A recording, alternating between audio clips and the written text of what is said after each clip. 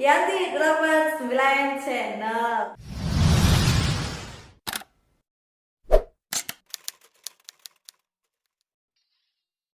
Dan yang pasti ketemu lagi bersama penonton pintar terkait cerdas.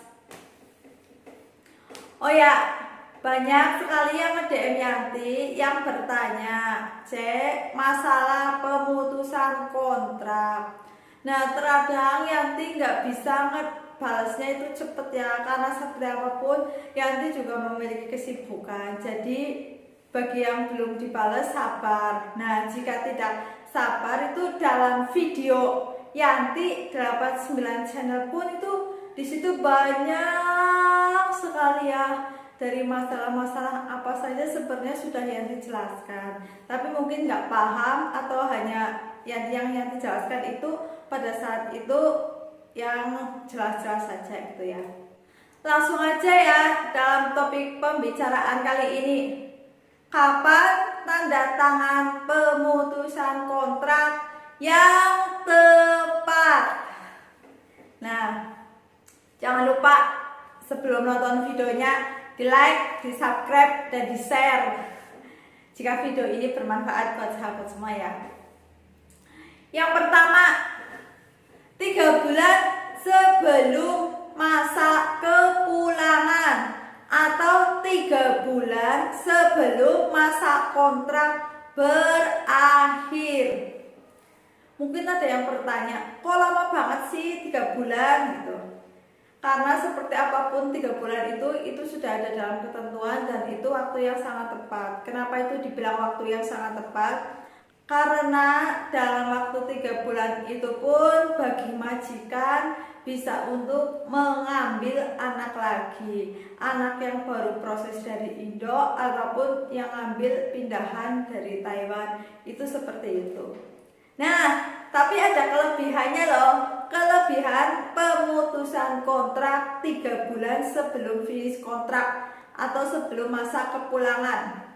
Kelebihannya yaitu ketika kita sudah di negara asal dan kita ingin proses lagi, itu tidak ada kendala. Jadinya kita di rumah baru 2 minggu, umpamane ya mungkin sebulan lah ya, 2 minggu itu capeknya aja masih terasa, lelahnya aja nggak karuan seperti apa, apalagi kangennya itu ya.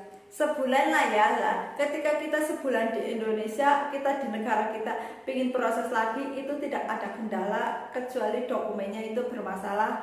Tapi kalau dokumennya kita komplit, itu tidak ada masalah, kita bisa langsung proses awal lagi. Itu seperti itu. Terus yang kedua, 14 hari sebelum masa pemulangan. Lah, kok 14 hari? Kenapa 14 hari? Nah, biasanya 14 hari ini bagi sahabat TKA ini yang kena masalah ya.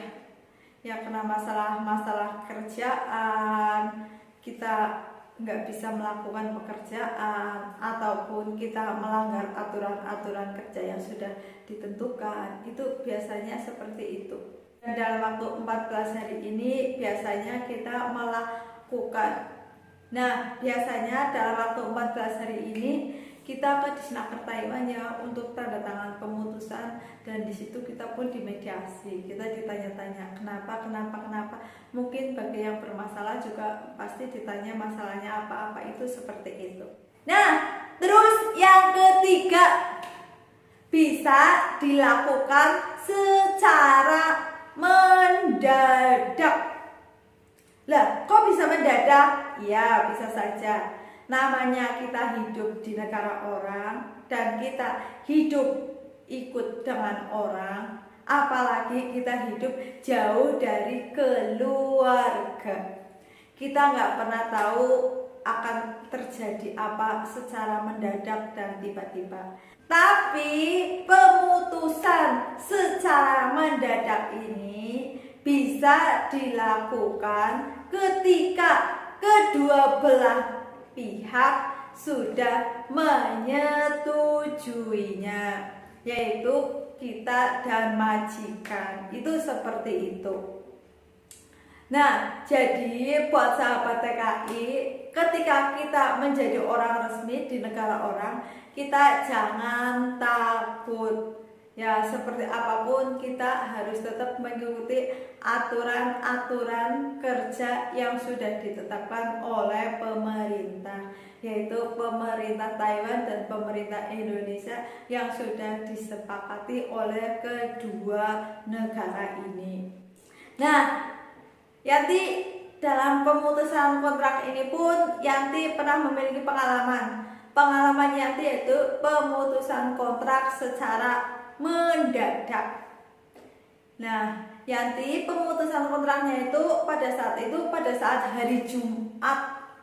Mungkin Jumat habis lohor ya, itu Yanti sudah makan siang, sudah beres-beres ya, karena ada kepentingan mendadak tiba-tiba gitu ya. Jadi Yanti melakukan pemutusan kontrak secara mendadak.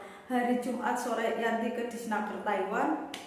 Bahkan itu Yanti sampai lupa minta kertasnya, kertas pemutusan kontraknya itu.